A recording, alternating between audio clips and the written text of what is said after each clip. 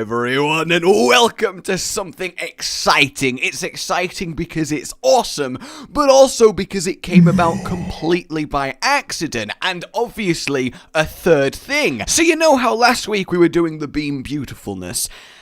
We never really thought much of it at the time, but it occurs to me that the Genjis were dying really quickly while deflecting, and obviously that doesn't sound too crazy given what was happening, but you've got to remember that the Genjis were taking 1% damage while having 1,000 health, and they were dying in seconds. So clearly, something ridiculous is happening here, and yeah, it is. So let's explore into this then and see if we can crown a definitive, cannot be beat until new heroes get added, maximum output possible in Overwatch from one move. So first up, we gotta find the superior shape. We got a circle, a line, and a tower. Which one has more power? Onto the test. It's very simple, I don't jest. I mean, you can probably imagine the rest. We get a Roadhog in the middle with 3,000 health. We fire a fire strike in and see how he melts. Whichever one's quickest, well, that's one's the pickest, and then we continue with the rest of the video. Word up to my home slices. So why do I even get like a point for just doing that on the spot? Can I have half a point, please? Please. Oh, circle always came out faster. It's by like 0.2 seconds on average, but it's faster. So let's compare this to the previous queen of damage. It is Pharah. Closer? Pharah. Closer. Pharah. Sorry, but I need to jet. Look, I like that one.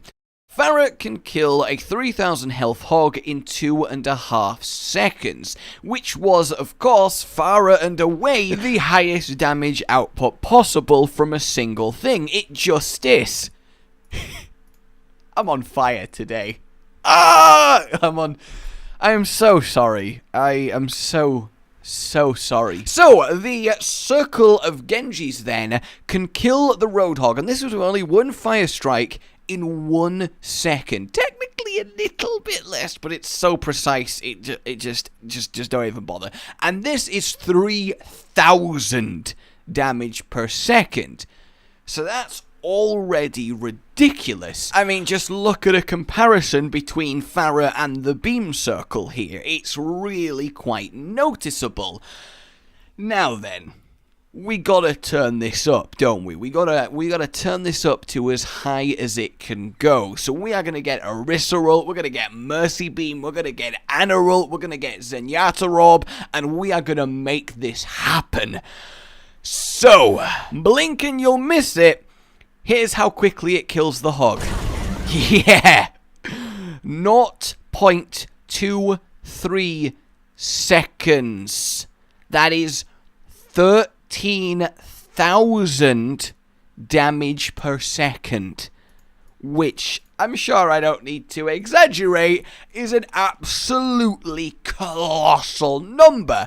And the thing is, with lucky Genji timing, this can happen forever and ever and ever, hence the infiniteness. In fact, if I had to give the perfect example for what's going on here, well, here we go. Now, Genji, absorb the ability of my... I need healing. This allows Genji, to transfer his attack to any other monster on the field. So the new target of his will be... Cyborg Ninja. Genji, What? It's time for Genji, to activate his special ability now. This allows Genji, to triple the strength of Genji. his attack. And send that attack right back. You can't. I just did. Now my two Ninja. are reflecting their attack back and forth as its strength increases to infinity. Mada mada. So you may be also saying, well, yeah, but it requires 6 Genjis. Well, even if we just take a situation where we only have 2, and it goes between them for the full deflect, it will still kill the Hog this quickly and do this much damage. So it's as achievable as a full boosted Pharah would be, which, by the way, is 0.85 seconds, which takes Pharah to 3,500 DPS, or a 66% increase. But then again, the Circle of Genji gets increased by more than that, because obviously the boosts are affecting more than just one person. So the really cool thing about this, and by the way, look at the comparison between the two speeds boosted, it's still insane, but the cool thing about this is it takes 14.2 Fire Strike hits, allowing for the damage increases, etc., to kill the Hog. And because he's dying in 0.23 seconds, that means he is taking a hit every 0.016 seconds, which is pretty quick. So, moving on to where it really gets interesting, and that is with Hanzo, who has 1,000 health right now. He dies to the... Well, actually, let's do a little experiment, okay? I want you to blink when I say go. 3, 2, 1, go. Yep. It really is that quick. 0.06 seconds, which is more than just a third of the time Roadhog took. In fact, the lower health you get, the quicker this takes to happen, because the faster, I'm going to assume, the server registers the damage. I think we are actually approaching with this the limit of how fast you can actually apply damage to someone in this game, because the health number and the health amount visually do differ massively when you do this. And also when you get to half healthish, you just then instantly take the rest and die, like all the damage has been built up and now it's being applied to you. So the idea that that might be happening is awesome. Now, this isn't my area of expertise, so if you guys have a better explanation, I would love to hear it, but the possibility we're actually reaching the point where the server's like, what, is awesome to me. It really, really is. Now, the reason we get to these ridiculous numbers then is because of projectile speed modifier. Normally, if we increase damage received and damage dealt, it would equally affect everyone, therefore making it redundant. But projectile speed uniquely increases the DPS of Reinhardt being deflected. Symmetra as well, but she's slower, so we don't care.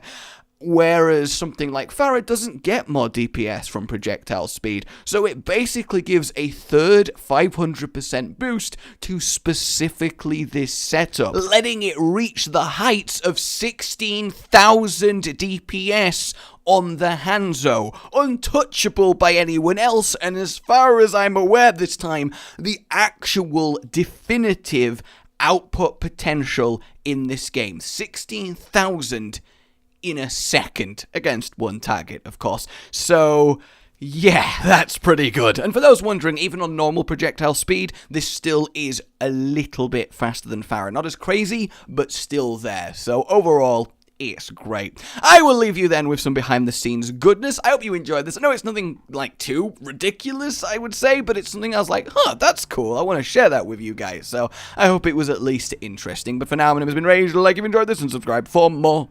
A good boy. Just edit it so you don't have a UI. Yeah, just black lines over all the UI elements. Yeah. This is fine. No one will notice, I promise. Yeah.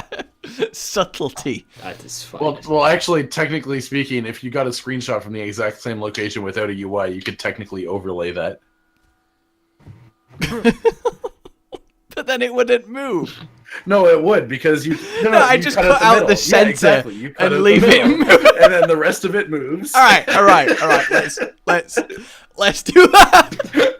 Like, legitimately, it would just save us so much effort. No. This. You're gonna kick yourself. Oh, where is the camera? Stop moving. Okay. Go back to where you just were. Okay. Huh. Yeah. Huh. Did I do it? Yeah, my screen's blacked now. Oh! Sorry, it took me a while. I had Arissa's knockback protection on. This is so terribly unfunny. Alright. Yep. What do you mean, yep? How dare you? I spent like 15 minutes trying to hook a camera strand, and you will respect that. Alright, get ready again, everyone. I don't know where you came from. It just looked hilarious on my screen. You just fucking you came from nowhere and just fell into the middle of the Genji. That's the best drum beat I've ever heard. Because you're moving me. Oh god. Oh man. It's a masterpiece. Oh my god. Wood. The great thing about this is I get rid of my voice and you sound like a fucking retard.